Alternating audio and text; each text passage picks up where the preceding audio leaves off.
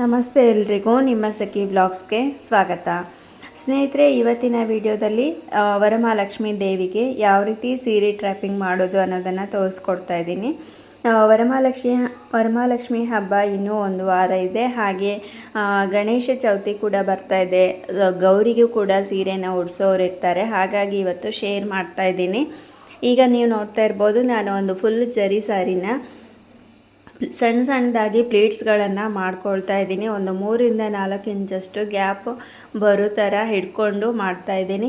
7-8 ನೆರಿಗೆಗಳು ಆದಮೇಲೆ ಪಿನ್ನನ್ನು ಸೆಕ್ಯೂರ್ ಮಾಡ್ಬೋದು.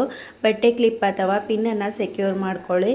ಪೂರ್ತಿ ಸಾರಿ ಹಿಡಿಯೋದಕ್ಕೆ ಸಾಧ್ಯ ಆದರೆ ಪೂರ್ತಿ ಸಾರಿ ಹಿಡ್ದಾದ್ಮೇಲೆ ನೀವು ಮಾಡ್ಕೊಳ್ಬೋದು. ಹಾಗೆ ಮಾಡ್ಕೊಳ್ಬೇಕಾದ್ರೆ ಸೀರೆ ಸೆರಗು ಲೆಂತ್ ಎಷ್ಟು ಬೇಕು ನೋಡಿಕೊಂಡು ಮಾಡ್ಕೋಬೇಕಾಗುತ್ತೆ. ಕೆಲವೊಮ್ಮೆ ಲೆಂತ್ ಜಾಸ್ತಿ ಬೇಕಾಗುತ್ತೆ, ಹಿಂದೆಯಿಂದ ಮುಂದೆ ತಗೊಳ್ಳಿಕ್ಕೆ ಲೆಂತ್ ಜಾಸ್ತಿ ಬೇಕಾಗುತ್ತೆ.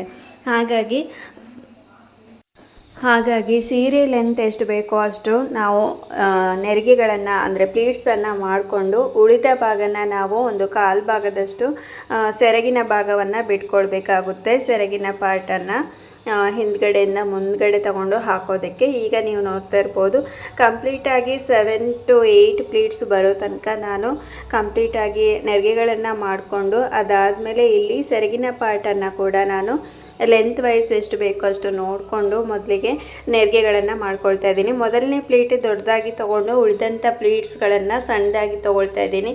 ಇದರಿಂದ ಪ್ಲೀಟ್ಸ್ ಜಾಸ್ತಿ ಬರುತ್ತೆ ಮತ್ತು ಸ್ಪ್ರೆಡ್ ಮಾಡೋದಕ್ಕೂ ಈಸಿ ಆಗುತ್ತೆ. ಹಾಗಾಗಿ ಲೆಂತ್ ಸ್ವಲ್ಪ ಜಾಸ್ತಿ ಬೇಕು ಅಂಥೇಳಿ ಇನ್ನೂ ಸ್ವಲ್ಪ ಲೆಂತ್ ತೊಗೊಳ್ತಾ ಇದ್ದೀನಿ. ಮತ್ತು ನಮಗೆ ಹಿಂದ್ಗಡೆಯಿಂದ ತೊಗೊಳ್ಬೇಕಾದ್ರೆ ಒಂದು ಸ್ವಲ್ಪ ಹಿಂದ್ಗಡೆ ಸೀರೆ ಬಿಡಬೇಕಾಗುತ್ತೆ. ಅಲ್ಲೂ ಕೂಡ ಒಂದು ಸ್ವಲ್ಪ ಸೀರೆನ ನಾವು ಬಿಡಬೇಕಾಗುತ್ತೆ. ಪೂರ್ತಿಯಾಗಿ ನಾವು ಪ್ಲೀಟ್ಸನ್ನು ಮಾಡ್ಕೊಳ್ಳೋದು ಬೇಡ. ಈಗ ಕಂಪ್ಲೀಟಾಗಿ ನಾನು ಡ್ರ್ಯಾಪಿಂಗನ್ನು ಪ್ಲೀಟ್ಸನ್ನು ರೆಡಿ ಮಾಡಿ ಇಟ್ಕೊಂಡಿದ್ದೀನಿ. ಈಗ ಡ್ರ್ಯಾಪಿಂಗ್ ಯಾವ ರೀತಿ ಮಾಡ್ತೀನಿ ಅನ್ನೋದನ್ನು ತೋರಿಸ್ತೀನಿ. ಒಂದು ಟೇಬಲ್ ಮೇಲೆ ಒಂದು ಮಣೆನ ಇಟ್ಕೊಂಡು, ಹಾಗೆ ಎಲ್ಲನೂ ನಾನು ಮಣೆ ಇರ್ಬೋದು, ಟೇಬಲ್ ಇರ್ಬೋದು, ವೈಟ್ ಪಂಚೆಯಿಂದ ಕವರ್ ಮಾಡಿದ್ದೀನಿ. ಬ್ಯಾಕ್ಗ್ರೌಂಡ್ ಕೂಡ ವೈಟ್ ಪಂಚೆಯಿಂದ ಕವರ್ ಮಾಡಿದ್ದೀನಿ.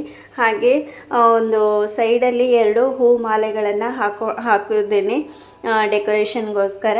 ಈಗ ಒಂದು ಸ್ಟೀಲ್ ಡಬ್ಬನ ಇಟ್ಕೊಂಡು ಲೆಂತ್ ಎಷ್ಟು ಬೇಕು ಅಷ್ಟು, ಇದು ಸ್ಟೀಲ್ ಡಬ್ಬ ಸಣ್ಣದಾಗಿ ಇರೋದ್ರಿಂದ ನಮಗೆ ಜಾಸ್ತಿ ಉಳಿದಂಥ ಭಾಗನ ನಾವು ಒಳಗಡೆ ಇನ್ಸರ್ಟ್ ಮಾಡ್ತಾ ಇದ್ದೀನಿ. ಒಳಗಡೆಗೆ ಹಾಕ್ಕೊಂಡು ಆಮೇಲೆ ಈ ನೆರಿಗೆಗಳನ್ನು ಸ್ಪ್ರೆಡ್ ಮಾಡ್ಕೊಳ್ತಾ ಇದ್ದೀನಿ. 1 by 1 ನೀಟಾಗಿ ಕಾಣೋ ಥರ ನೋಡ್ತಾ ಇರ್ಬೋದು. ಇಲ್ಲಿ ನೆರಿಗೆಗಳನ್ನು ಆದಷ್ಟು ನಿಧಾನವಾಗಿ ಮೊದಲಿಗೆ ಸ್ಪ್ರೆಡ್ ಮಾಡಿಕೊಂಡು, ಹಾಗೆ ಜಾರಬಾರ್ದು ಅನ್ನೋದಕ್ಕೋಸ್ಕರ ಕೈಯನ್ನು ಮೇಲ್ಗಡೆ ನಾನು ಅಟ್ಯಾಚ್ ಮಾಡ್ಕೊಂಡಿದ್ದೀನಿ.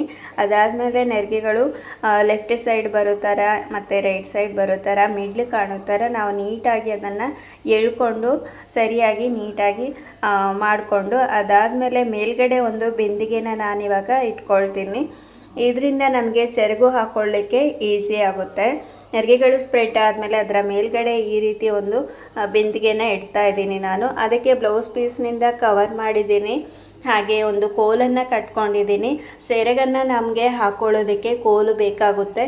ಹಾಗಾಗಿ ಮುಂದ್ಗಡೆ ರೈಟ್ ಸೈಡಿಂದ ತಗೊಂಡು ಲೆಫ್ಟ್ ಸೈಡ್ ವಿ ಶೇಪ್ ಬರೋ ರೀತಿ, ಹಾಗೆ ಬಿಂದಿಗೆ ಕಾಣದೇ ಇರೋ ರೀತಿ ಇಲ್ಲಿ ಪಿನ್ನನ್ನು ಸೆಕ್ಯೂರ್ ಮಾಡ್ತಾ ಇದ್ದೀನಿ.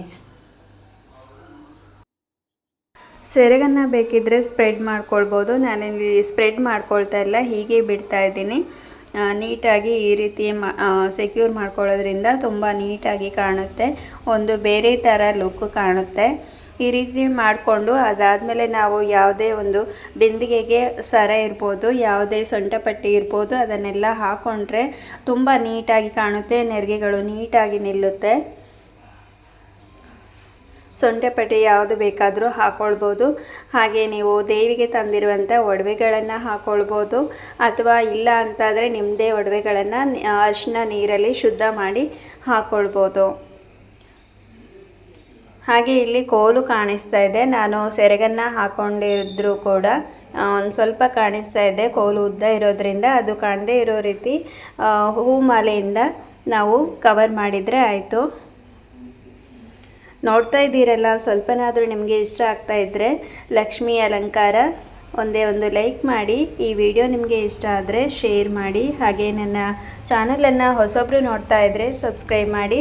ಹಾಗೆ ಕಳಶವನ್ನು ಇಟ್ಟು ದೇವಿ ಮುಖವಾಡವನ್ನು ಇಟ್ಟು ದೇವಿ ಅಲಂಕಾರವನ್ನು ಪೂರ್ತಿ ಮಾಡ್ತಾ ಇದ್ದೀನಿ. ಹಾಗೆ ಇನ್ನೂ ಬೇರೆ ಬೇರೆ ವೀಡಿಯೋಸನ್ನು ನಾನು ಅಪ್ಲೋಡ್ ಮಾಡಿದ್ದೀನಿ ಲಕ್ಷ್ಮಿ ಅಲಂಕಾರಕ್ಕೆ ಸಂಬಂಧಪಟ್ಟಂತೆ, ಅದನ್ನು ಕೂಡ ನೋಡಿ ಸಪೋರ್ಟ್ ಮಾಡಿ. ಹೀಗೆ ಮುಂದೆ ಒಳ್ಳೆಯ ವಿಡಿಯೋದೊಂದಿಗೆ ನಿಮ್ಮ ಮುಂದೆ ಸಿಗ್ತೀನಿ. ವಿಡಿಯೋ ಇಷ್ಟ ಆಗಿದೆ ಅಂತ ಭಾವಿಸ್ತಾ, ಇಷ್ಟ ಆಗಿದರೆ ಲೈಕ್ ಮಾಡಿ, ಶೇರ್ ಮಾಡಿ, ಕಮೆಂಟ್ ಮಾಡಿ. Thank you for watching.